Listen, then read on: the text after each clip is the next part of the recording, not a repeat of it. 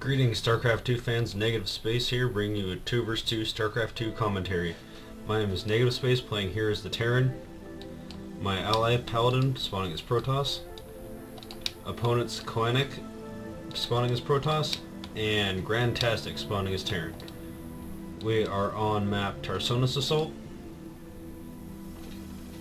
which is... well, I can't say it's exactly one of my most favorite maps, but it is what it is. I guess there's been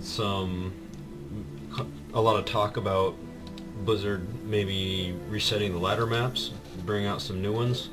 A lot of talk about the GSL maps, which look really exciting. Hopefully those will be a standard for, the quality for the next round of maps we'll be getting. A lot of maps are very mirrored at this point in 2 vs 2. We have almost shared bases. We kind of have a shared area on each side. And we're talking about whether to get air or not on this map, which is, for the most part, the battlefield is a pretty wide open area, but there's a lot of cliffs for air units to be able to move back and forth across to be able to harass ground units. Therefore, I think that air can be pulled off on this map. There's not really a whole lot of room on the sides here to be able to get air units around, but if an air force such as a Protoss Air Force is made with an army, it can be a very force. It can be quite a force to be reckoned with. My ally walling off his base a little bit, leaving just enough room here for a single unit to be able to get through, pretty standard for a Protoss build. I don't do that quite as much. And here we go. Don't want to miss this little action going on early on here. This SCV getting in behind my barracks where I can't see it, attacking my SCV. In game, actually, it did not tell me my units were under attack. No ping on the map or anything, so very, that annoyed me quite a bit. Protoss player putting down a proxy pylon, perhaps just trying to block the expansion here, although Protoss fast expanding is not all that common. Also putting a pylon here, can also use this to warp in units outside the base in case there are units out front.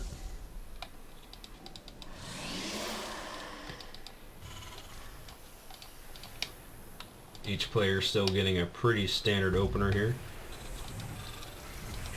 This Terran player going with the Tech Labs. As you can tell by the production tab, mine are probably out a little bit sooner.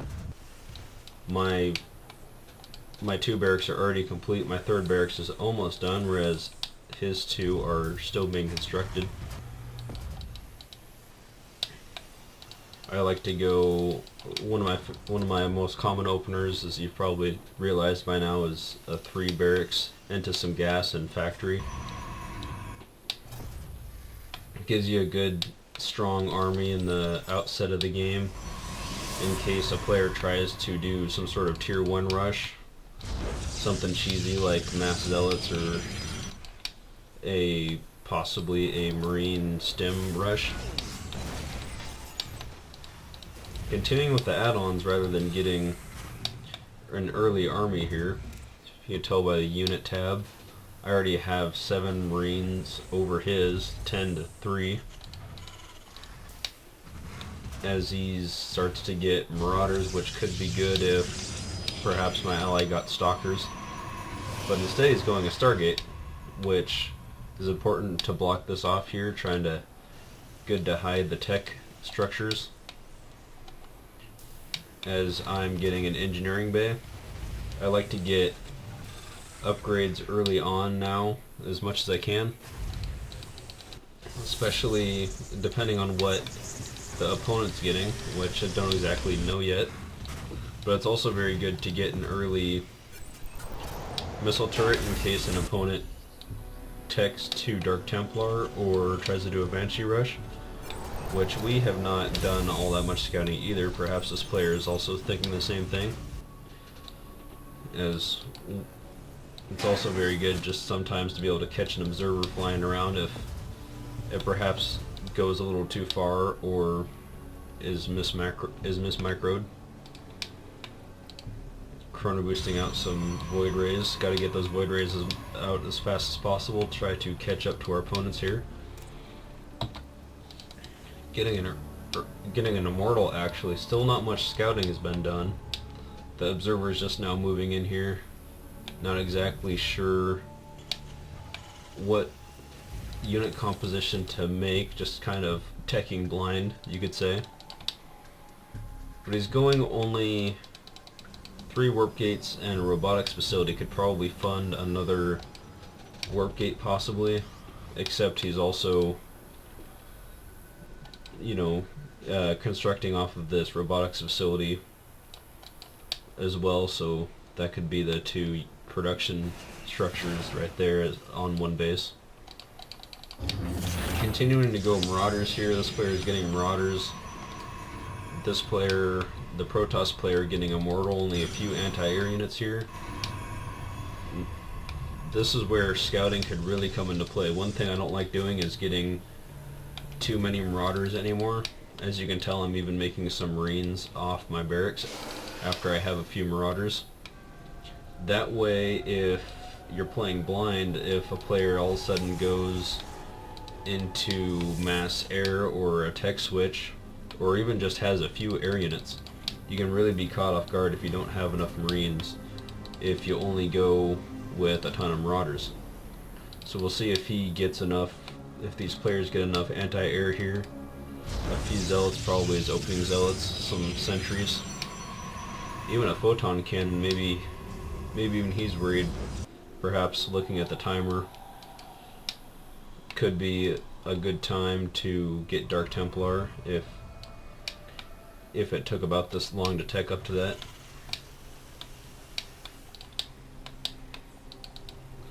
This player getting a second command center, putting it up in his main where it can be guarded until deciding to drop it down.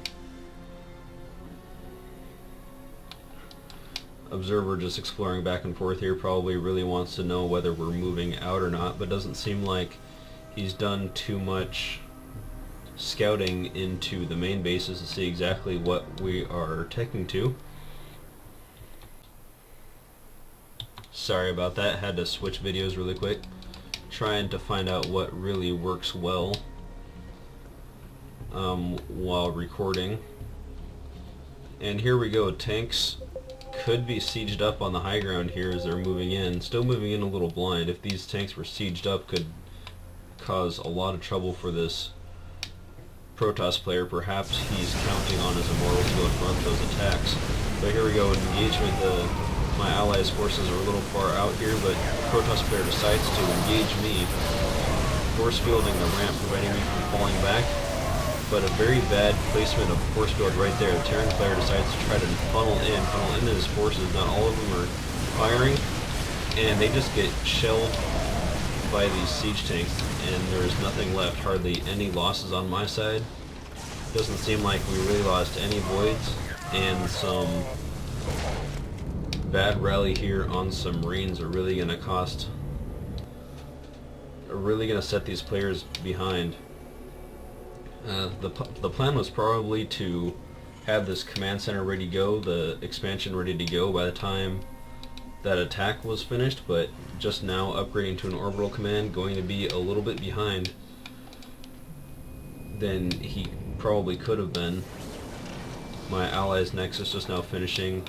I'm thinking the same thing. Usually, if pretty much the way I think about it, the way I kind of calculate when to expand is pretty much after every engagement. If you're attacking, it's good to expand, or if you've just fended off a very large attack, somewhat of a major battle, is always a good time to expand. This observer gonna see that. Maybe they'll think perhaps they're still on even footing. Doesn't even have the combat shield upgrade yet. Don't know what's up with that. Engineering bay, making upgrades. It's always important to keep up on your upgrades. I would probably be doing the same, but no armory yet to be able to keep up on those armor upgrades, which I actually prefer, especially because if you look at Protoss units, a lot of them have 2 attacks, which means if you have an armor upgrade, it will actually benefit more against a unit with multiple attacks than one with a single attack. Zealots and Colossus especially have those 2 attacks and can really slice through infantry, and armor upgrades prevent that a great deal, especially allowing more time for siege tanks to be able to shoot from range, and also the longer medevacs will be able to heal units up. This medevac trying her hardest to keep these units healed. Looks like she's just about there. Needs some more energy on that though. Seems like this player definitely has his expansion very saturated. This observer spotting that. This player not so much. It doesn't seem like this player is using his Nexus his Nexus's power all too much to use that all-important Chrono Boost ability. Probably look at our unit tab here. This player 55 SCVs right now. He's probably just oversaturating each resource node to be able to get as much resources out of them at a time as possible. I don't quite go that much route, but it looks like I'm a little bit behind on my macro, just now trying to still get this resource patch fully saturated. A little bit behind there, could probably definitely be pumping SCVs out of each command center there. You can tell it was rally, that was the original plan. But just trying to, looks like a little bit of lull in the game here, macroing up. See if we'll build up to a large engagement later, a little bit later on. So Phoenix here, perhaps this player looking to get some harassment going.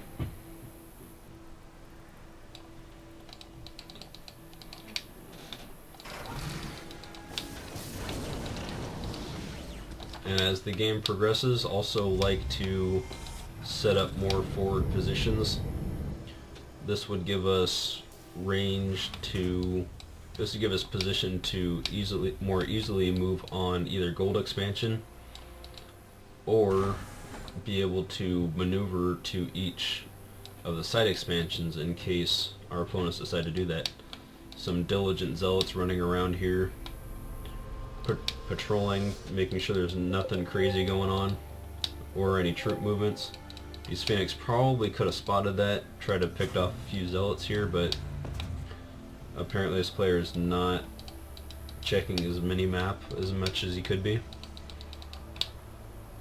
This Phoenix finally gonna move, as the rest of the forces, it looks like they're positioning around the map as well a little bit. Tank setting up a large field of fire here in the center. Try to keep anything from being able to get to the vital points in the base. Although of course players might be able to use warp prisms or drop ships to be able to get back here. This player might be thinking that. He's still moving his... He's actually microing his units, but still missing those zealots. And we catch them moving here as my ally moves in to be able to force them back again. They try to be able to do a bit of damage to this carrier. Not going to do a whole lot. I get a few Vikings to be able to help out. As my unit composition, I feel is pretty, it's pretty safe here. Expanding into a little bit other stuff such as Vikings, things like that. Especially if my opponent's doing the same. Vikings are also very good to do certain things like just be able to pick off opponents' medevacs, and they would be at a significant disadvantage in that case. with